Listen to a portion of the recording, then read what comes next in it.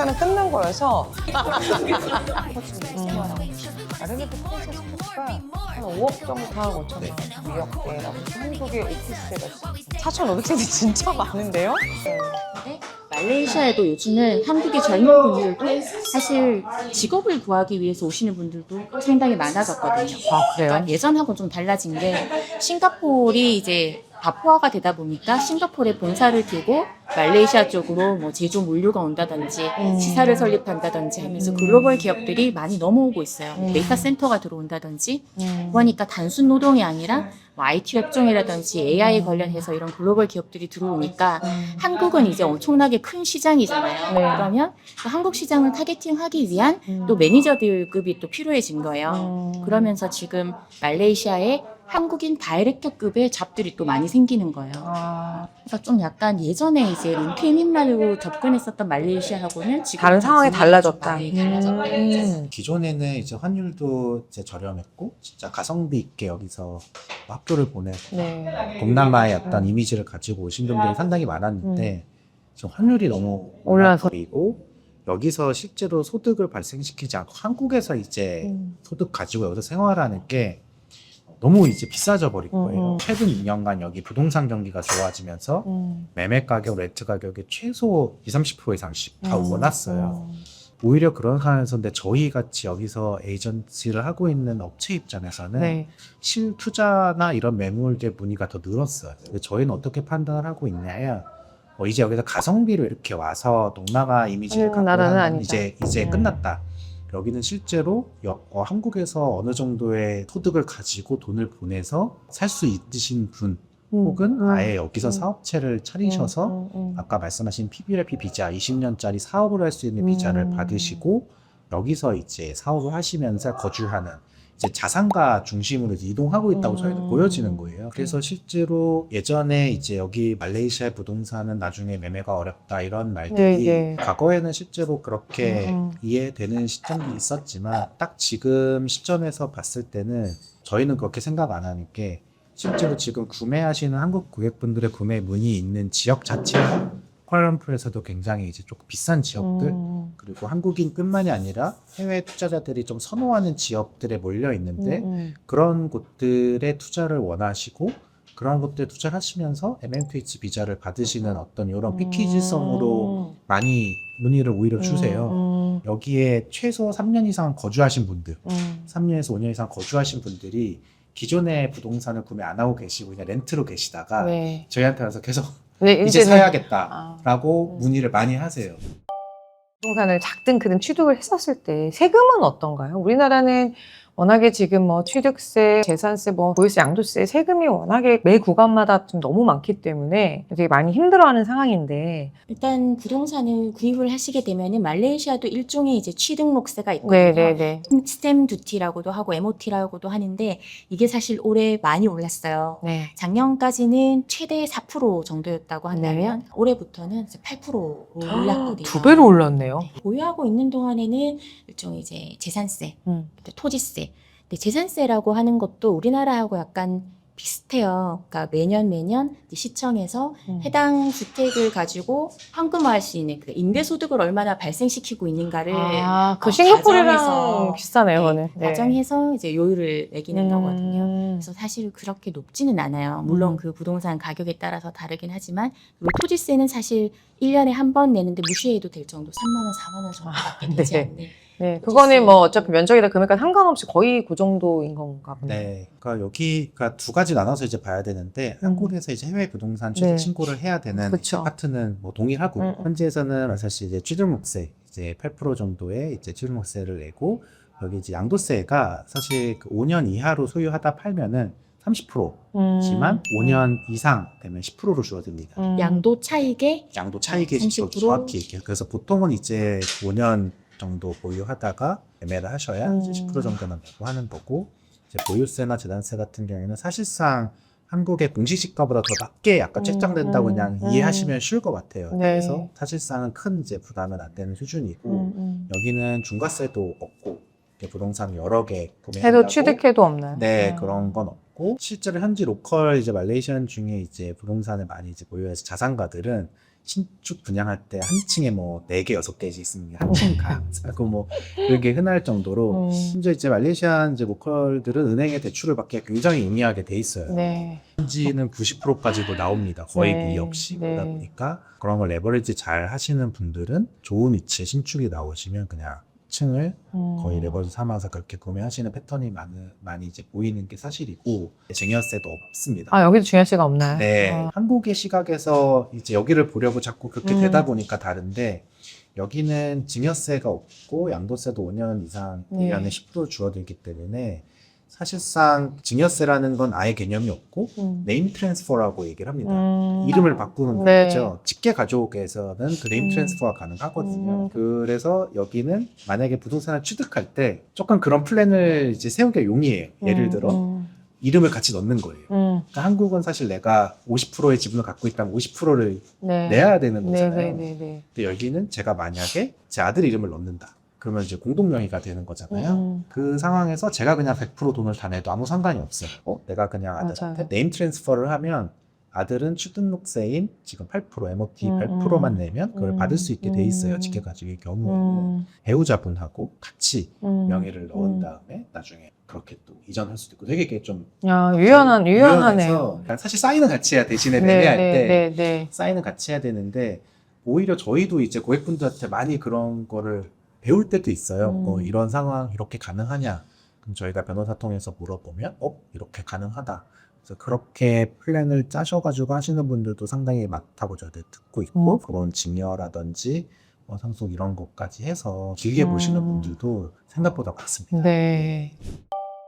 저희가 이제 아무래도 몽키아라라는 쿠알라룸푸르에서 가장 한국인이 많이 사는 네. 곳에 사무실이 있다 보니까 현지에 이제 거주하면서 국제학교를 보내시는 가족들이 이제 가장 많으세요. 그래서 아는데 어떤 부동산 투자가 단순히 투자 용도보다는 우리 아이를 경쟁력 있는 국제학교에 보내고 싶어서 오시는 분들. 근데 여기도 국제학교 중에 탑3 학교는 그 MTH 비자가 없으면 못 보내요? 여기서 워킹 네. 퍼밋을 받으신 분들만 보낼 수 있는 학교들이 있어요. 그리고 그 외의 학교들은 사실은 다 좋은 학교들이긴 하지만 네. 가디언 비자를 내줍니다.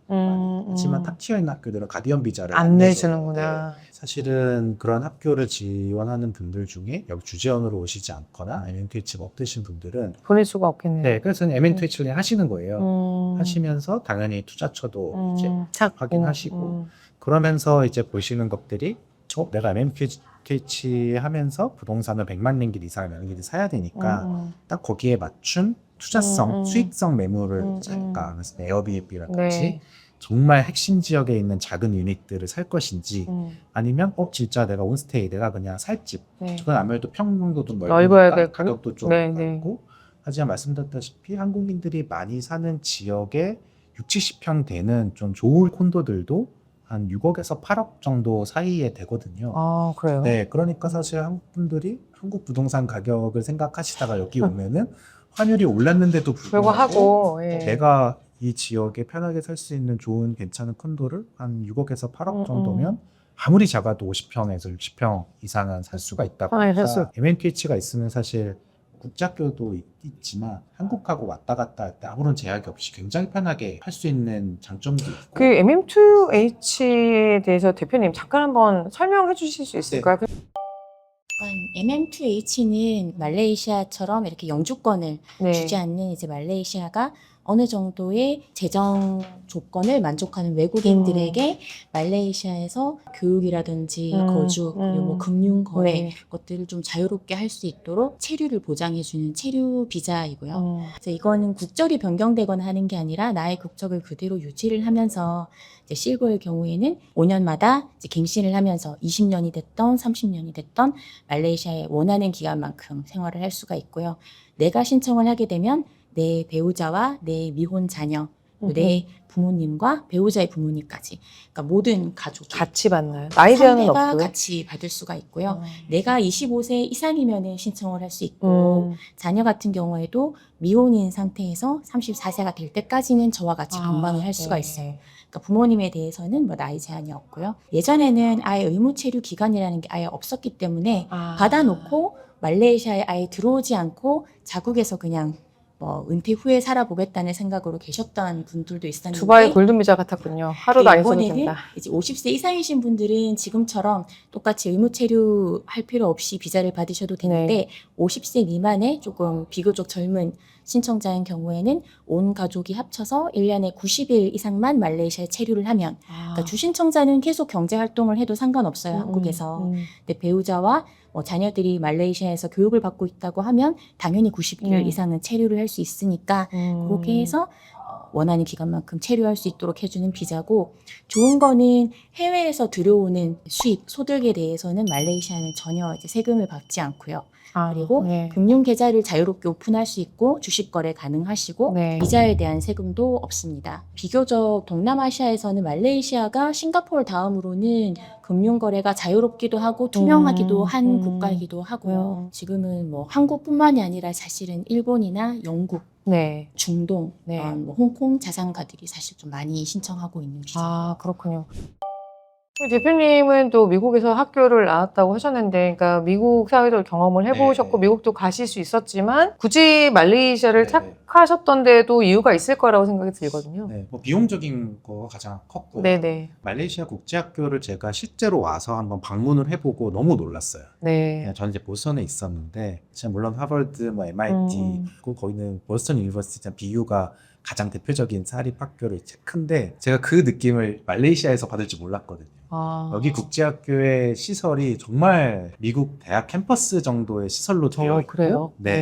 그리고 당연히 여기 국제학교들은 미국식 국제학교, 뭐 영국식 국제학교 각 나라의 이제 인증 허가를 받은 교육 시스템을 갖고 있기 때문에 실제로 그 학교에 가보면 미국식 학교는 정말 미국의 그냥 학교일 거고 영국 학교는 진짜 영국 학교예요. 똑같아요, 시스템. 똑같네요. 여기는 당연히 교육부 인증을 다 받은 학교들이기 때문에 물론 절대 싸진 않습니다. 가격이 있지만 이 금액대로 사실은 미국에서는 쉽지 않다.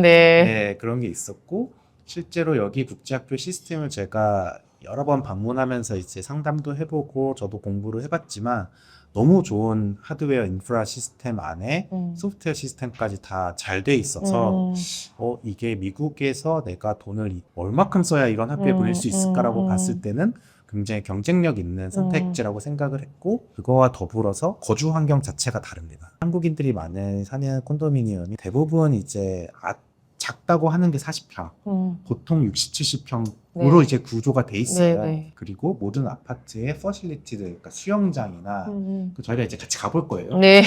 가보시면 눈이 번쩍 뜨이거든요. 기대가 됩니다. 쿠알라룸푸르에.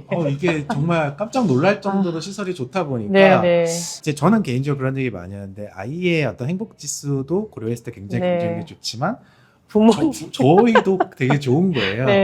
그리고 동남아에서 누릴 수 있는 게 뭐 골프장 저렴하다, 마사지가 저렴하다, 뭐 동남아 과일이 저렴하다, 뭐 망고, 수박, 와인 이런 것들이 사실은 미국에서도 물론 제가 뭐 많은 자산을 갖고 있으면 뭐 문제없이 누리겠지만 사실 대부분은 그렇지 않잖아요. 그래서 다시 말씀드린 여기가 뭐 동남아처럼 뭐 싸다고 이제 가성비 있는 곳은 아니지만 미국하고 비교했을 때는 당연히 훨씬 가격적인 면에 경쟁력이 있다고 보고 어느 면에서는 누릴 수 있는 어떤 인프라나 이런 것들이 훨씬 좋다 이렇게 생각을 하고 다른 많은 한국 분들도 그렇게 생각했으니까 이쪽으로 오셨겠죠. 그리고 실제로 어떤 미국 사회에서 아시아 내로 살아가는 것과 이 아시아인이 중심인 나라에서 많은 가게에 가면 현지 이제 말레이시아인 젊은 여성분들 한국말 되게 잘하세요. 그렇구나. 깜짝깜짝 놀라요. 막 안녕하세요. 이렇게 얘기를 하다 보면 날씨도 너무 좋고 아이 학교라든지 인프라도 너무 좋다 보니까 어떤 거주에서 오는 만족도가 상당히 사실 높아요. 그렇구나. 그걸 저는 사실 몰랐거든요. 근데 아마 말레이시아에 관심이 있으시고 이미 많이 이제 살고 계시니까 이제 환율이 오른 거 저 이제 힘든 상황이긴 하지만 그거 제외하고는 아주 경쟁력 있는 선택지는 맞다라고 볼 수 있을 것 같습니다. 대표님과 이사님하고 이렇게 뭐 매물도 받고 또 얘기를 쭉 나눠봤는데요. 그러니까 진짜 말레이시아를 잘 모르고 있었구나라는 진짜 이제 그런 생각이 듭니다. 뭐 또 이제 그 다음에 가서 볼 또 이제 쿠알라룸푸르는 정말 또 기대가 많이 되는데 2탄은 또 이어서 한번 가보도록 하겠습니다. 이 세대는 지금 보니까 너무 좋네요. 다 막 한국에도 생각해 보니까 뭐 환율에 따라서 변동은 있겠지만 한 5억 정도 된다고 합니다.